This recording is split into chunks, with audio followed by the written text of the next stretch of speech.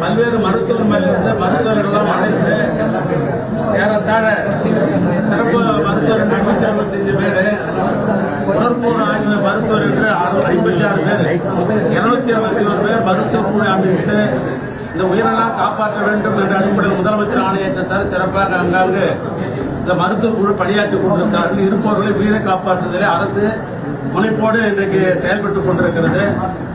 அது அந்நில் இன்னும் வேகமாக விரைந்து இந்த மருத்துவ பணி ஆற்ற வேண்டும். மருத்துவ மேற்பார்வை முறையாக இருக்க வேண்டும் என்பதற்காகத்தான் முதலமைச்சருடைய சார்பாக நம்முடைய சிறப்பு செயல் திட்டத்தினுடைய அமைச்சர் மாண்புமிகு நம்முடைய இளவலவர்களை நேரடியாக அனுப்பிவிட்டார்கள். எனவே நேரடியாக மருத்துவர்களாம் அனுப்பி என்னென்ன மருத்துவம் செய்து கொண்டிருக்கீங்க, என்ன மருந்து போடுறீங்க என்றெல்லாம் அவர் நேரடியாக விசாரித்து உரிய மருத்துவம் செய்கிறார்கள். அங்க இருக்கிற சிறப்பு மருத்துவர்கள்லாம் சொல்லியிருக்கிறாங்க. மேலும் அவங்க வேகமாக விரைந்து அந்த பணியில் ஈடுபட வேண்டும் என்று சில ஆலோசனைகள்லாம் வழங்கியிருக்கிறார்கள். எனவே அந்த அடிப்படையில் அரசை பொறுத்தளவுக்கு உயிரை காப்பாற்ற வேண்டும் என்பதற்கு 100% அதற்காக முறைப்போடு செயல்பட்டுக் கொண்டிருக்கிறோம்.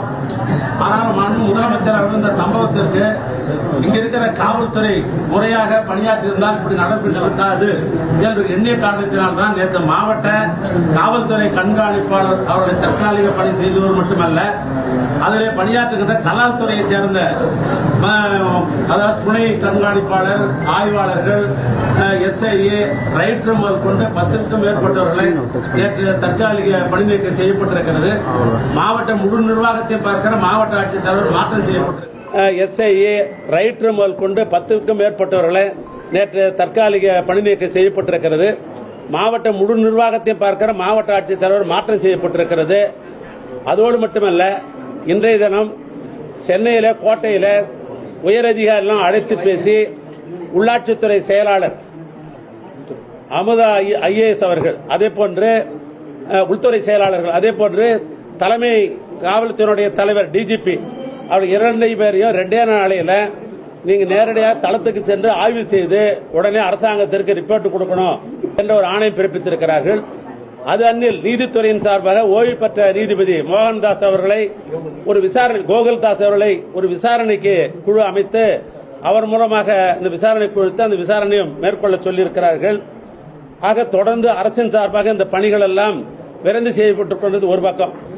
நேற்றைய தினம் நானும் நம்முடைய மக்கள் நலத்துறை அமைச்சர் அவர்கள் வந்து பார்த்த பொழுது பல பேர் கோரிக்கை வைத்தார்கள். பத்திரிகைகள் கோரிக்கை வச்சீங்க, அந்த இறந்த குடும்பத்தை சேர்ந்தவர்கள் கோரிக்கை வைத்தார்கள். முதலமைச்சரிடத்தில் சொல்லுங்க, பல ஏழைப்பாளையங்கள்லாம் தொழிலாளர் குடும்பம் எல்லாம் இருந்திருக்கிறது, அதுக்கு நிதியுதவி தர வேண்டும் என்று கேட்டுக்கொண்டார்கள். அந்த அடிப்படையில் முதலமைச்சர்கள் இன்றைக்கு கோட்டையிலிருந்து அதையும் அறிவித்திருக்கிறார்கள். ஒரு குடும்பத்திற்கு, இறந்தவர் குடும்பத்திற்கு 10 லட்சம் ரூபாய் என்ற அடிப்படையிலும், பாதிக்கப்பட்டிருக்கிற குடும்பங்களுக்கு 50,000 என்ற அடிப்படையிலும் அறிவிப்பு செய்யப்பட்டதோடு மட்டுமல்ல, அவர்கள் நம்முடைய சிறப்பு திட்டத்தினுடைய அமைச்சராக இருக்கிற மாண்புமிகு அமைச்சருடைய திருக்கரத்தாலே அந்த குடும்பம் எல்லாம் நேரடியாக பார்த்து விசாரணை பண்ணி கொடுக்கணும்னு சொன்னாங்க. அந்த அடிப்படையில் அந்த செக் இங்க 27 குடும்பங்களுக்கு இப்பொழுது இங்க கொடுத்திருக்கிறோம். ஏனைய குடும்பங்களுக்கு தொடர்ந்து சில இடங்களில் கொண்டு நேரடியாக கொடுப்பதற்கு வேண்டிய பணிகள் எல்லாம் இங்க தொடர்ந்து நடைபெற்றுக் கொண்டிருக்கிறது. இந்த மருத்துவமனை பொறுத்தவரைக்கும் இந்த சம்பவத்துக்கு மேல 132 பேர் இங்க அட்மிட் ஆனாங்க. அதுல இப்பொழுதும் 94 பேர் அங்கு நோயாளியாக இருந்து அதுக்கு மருத்துவம் நடைபெற்றுக் கொண்டிருக்கிறது. இறந்தவர்கள் எண்ணிக்கை என்று எடுத்துக்கொண்டால் 38 பேர் இறந்திருக்கிறாங்க. அதில் குறிப்பா கள்ளக்குறிச்சி அரசு மருத்துவமனையில் 22 பேர், பாண்டிச்சேரி ஜிப்மர்ல 3 பேர், சேலம் மருத்துவக் கல்லூரி மருத்துவமனையில் 8 பேர், விழுப்புரம் மருத்துவமனையில் 4 பேர், ஆக 38 பேர்கள் தான் இது வரைக்கும் இறந்திருக்கிறாங்க. அறிவுரை சொல்லியிருக்கிறார்கள்.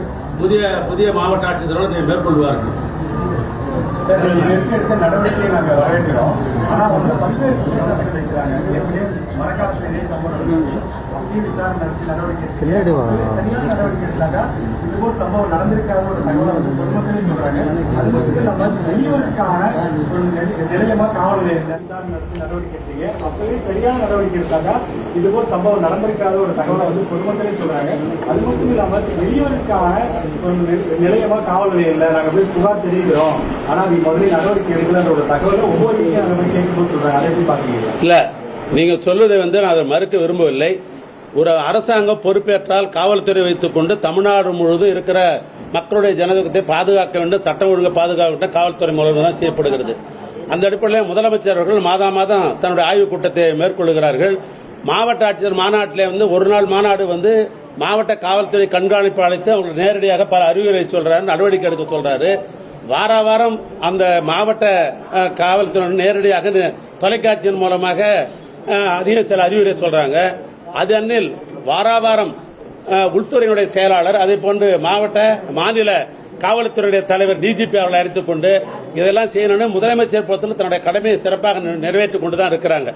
அது மீறி இந்த சம்பவம் நடைபெற்றிருக்கிறது. அந்த சம்பவம் நடைபெற்ற காரணத்தினால் தான் அது காவல்துறை தான் பொறுப்பு என்கிற அடிப்படையில் தான் நேற்றைய தினம் அவர்களுக்கெல்லாம் தற்காலிக பணி நீக்கம் செய்யப்பட்டிருக்கிறது. சம்பவத்தில் 3 பேர் கைது செய்யப்பட்டிருக்கோம். இந்த சம்பவத்தில் 3 பேர் போலீஸ் கைது பண்ணியிருக்காங்க. இது தொடர்பாக முக்கியமான குற்றவாளி சின்னத்துறைன்னு இருக்காங்க. அவங்க நம்ம கைது பண்ணிட்டோம்னா அவங்க எங்க இருக்கிறாங்க? இல்ல தொடர்ந்து இதோட மட்டும் இல்லாமல்ல தமிழ்நாட்டு முதலமைச்சரை பொறுத்தளவுக்கு இது சிபிசிஐடிக்கே ரெகுலர் போலீஸ்ல சிபிசிஐடி இந்த குழு அமைக்கப்பட்டு முழுமையாக அதை ஒழிப்பதற்கு வேண்டிய ஏற்பாடுகளை முதலமைச்சர் ஏற்பாடு செய்திருக்கிறார். தொடர்ச்சியா இவங்க மீது ஏற்கனவே வழக்கு பதிவு பண்ணிருக்காங்க சார். தொடர்ச்சியா அது பண்ணிட்டே இருக்காங்கன்னா அது என்ன சார்? இல்ல நீங்க தொடர்ச்சியா எல்லாமே அரசாங்கம் முழுமையாக அதை ஒழிப்பதற்கு வேண்டிய ஏற்பாடுகளை முதலமைச்சர் ஏற்பாடு செய்திருக்கிறார். தொடர்ச்சியா இவங்க மீது ஏற்கனவே வழக்கு பதிவு பண்ணிருக்காங்க சார். தொடர்ச்சியா அது பண்ணிட்டே இருக்காங்கன்னா அது என்ன சார்? இல்ல நீங்க தொடர்ச்சியா எல்லாமே அரசாங்கமா இருக்கட்டும் நாம இருக்கட்டும் சட்டத்துங்கிறத இது செய்ய முடியும். காவல்துறையை பொறுத்தவரைக்கும் கடுமையான சட்டங்களை போடலாம். நீதிமன்றத்துக்கு போகிறோம். சில நேரங்களில் குண்டாசு போட்டாக்க குண்டாசுல போடுறாங்க. சில நேரத்தில் குண்டாஸ் கமிட்டியா பாக்குறோம். சில நேரங்களில் விடுவித்துறாங்க. இதெல்லாம் நீங்களும் நாங்களும் பார்த்து கொண்டிருக்கோம்.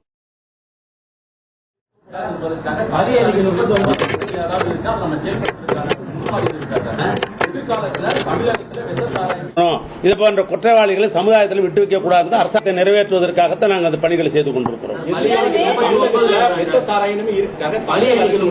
திட்டங்கள் ஏதாவது இருக்கா அதை நம்ம செயல்படுத்துவதற்கான முன்மாதிரி இருக்கா சார்? எதிர்காலத்தில் தமிழகத்தில் விஷ சாராயமே இருக்கக்கூடாது என்பதற்காக அதை முற்றிலுமாக ஒழிக்க தமிழக அரசிடம் இல்ல எதிர்காலம் இல்ல இப்பயும் இருக்கக்கூடாதுதான் முதலமைச்சருடைய நோக்கம். அதுதான் அந்த அடிப்படையில் நடக்குது. இதுவெல்லாம் நடக்கிற சமயம் இன்னும் கொஞ்சம் கடுமையாக முதலமைச்சர் அவர்கள் ஆணை பிறப்பதற்கு வாய்ப்பு இருக்கிறது.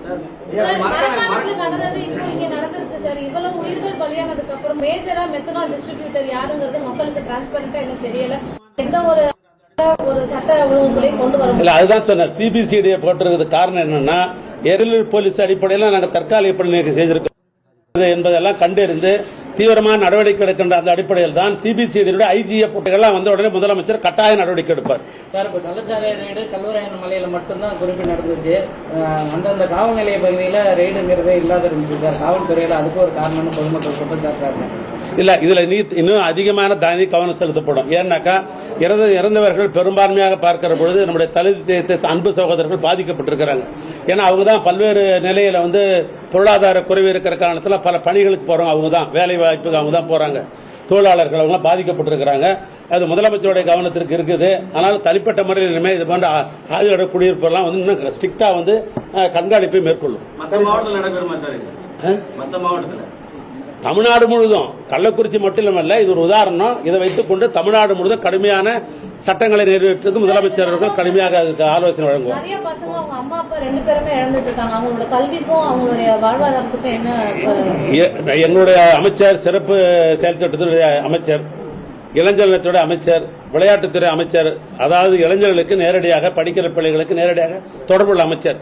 இப்படிதான் வருகிற பொழுது சில பேர் தன்னுடைய கோரிக்கை எல்லாம் சொன்னாங்க.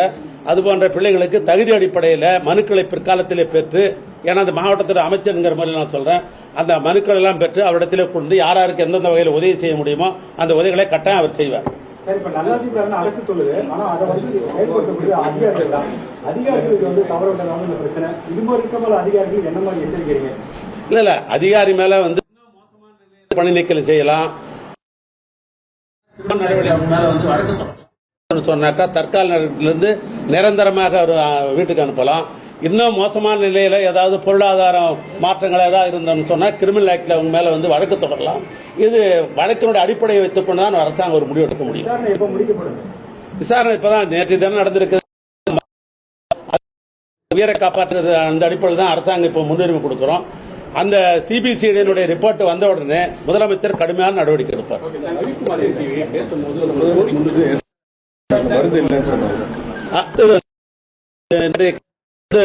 நம்முடைய எதிர்கட்சி தலைவர்கள் இந்த மருத்துவமனையில் மருந்தே இல்லை அப்படின்னு ஒரு குறிப்பிட்ட மருத்துவர் சொல்லியிருக்கிறார். இங்க போதுமான அளவுக்கு மருந்து, அது மட்டும் இல்ல, ஸ்டாக் மட்டும் இல்ல, ஒரு பேஷண்ட்டுக்கும் பக்கத்தில் அந்த மருந்தை வைத்துக்கொண்டு ஒரு பேஷண்ட்டுக்கு வந்து 2 சிறப்பு மருத்துவர்கள், ஸ்பெஷல் டாக்டர்ஸுங்க, அது போன்று 2 செவிலியர்கள் போடப்பட்டு இந்த மருந்து பக்கத்தில் இருக்குது. நாங்கள் அந்த மருந்து அங்கிருந்து தான் நாங்களே அமைச்சர், மக்கள் நலத்துறை அமைச்சர் இது எடுத்து வந்தார். ஆக வேண்டும் என்று சொல்ல வேண்டும், இந்த அரசாங்கத்தின் மீது குற்றச்சாட்டு சொல்ல வேண்டும் அல்லது குறைய சொல்ல வேண்டும் அடிப்படையில் சொல்லப்பட்டுதான் ஒழிய எல்லா மருந்தும் இருக்குது. உயிர் காப்பாற்றுகிற அனைத்து மருந்துகளும் இங்க மருத்துவமனையில் இருக்கிறது. சார், தங்களோட தொகுதியில இந்த மாதிரி அடுத்தடுத்து நடக்கக்கூடாதுங்கிறதுக்காக இப்ப டிஎம்கே எம்எல்ஏஸ் ஏதாவது வார்னிங் அதாவது ஃபர்தர் அவங்க மேல ஆக்ஷன் ஏதாவது எடுக்கிறது திட்டம் இருக்கா? நம்ம சொல்றது புரியல. அவங்களோட தொகுதிகளில் கள்ளச்சாராயம் இது போன்ற சம்பவங்கள் நடைபெறாம இருக்கிறத கண்காணிக்க வேண்டிய எம்எல்ஏக்கள் மேல நடவடிக்கை எடுக்கப்படுமா? இல்ல இப்ப யாரா இருந்தாலும் சரி, கட்சி எம்எல்ஏ எல்லாம் கிடையாது, சட்டத்துக்கு முன்னால் எல்லாம் ஒண்ணுதான். யாரு தவறு செய்திருந்தாலும் அது வந்து இந்த சிபிசிஐடி என்கொயரி வந்ததுன்னு சொன்னாக்கா அவங்க மேல கட்டாயம் முதலமைச்சர் நடவடிக்கை எடுப்பார். ஒண்ணு. இரண்டாவது, சட்டமன்ற உறுப்பினர்கள் வந்து நேரடியாக முதலமைச்சரை பார்த்து அல்லது மாநில இருக்கிற அதிகாரி, காவல்துறை அதிகாரியை பார்த்து, மாவட்டத்தில் இருக்கிற அதிகாரியை பார்த்து அவர் கடிதம் கொடுக்கறதுக்கு அதை வந்து நிவாரணம் கேட்பதில் அவங்களுக்கு உரிமை உண்டு, மக்கள் பிரதி என்கிற காரணத்தினால். அது மாதிரி கொடுக்கப்பட்டதெல்லாம் கட்டாயம் நாங்கள் வந்து நிவாரணம் செய்துதான் இருக்கிறோம், அந்த குற்றங்களை கலந்து கொண்டுதான் இருக்கிறோம், சட்டப்படி நாங்கள் நடவடிக்கை எடுத்துக்கொண்டுதான் இருக்கிறோம். மறைமுகமா வந்து அரசியல் அழுத்தம் அதிகமா இருக்குன்னு சொல்றாங்க. அரசியல் அழுத்தம் இல்ல, அது பேச்சு வாக்கில் போனா சொல்ல முடியாது. அது வந்து ஆதாரபூர்வமா நீங்க புகார் அடிப்பில் கொடுத்தா கட்டாயம் என்கொயரி பண்ணணும், அதுக்கு நடவடிக்கை எடுக்கணும்.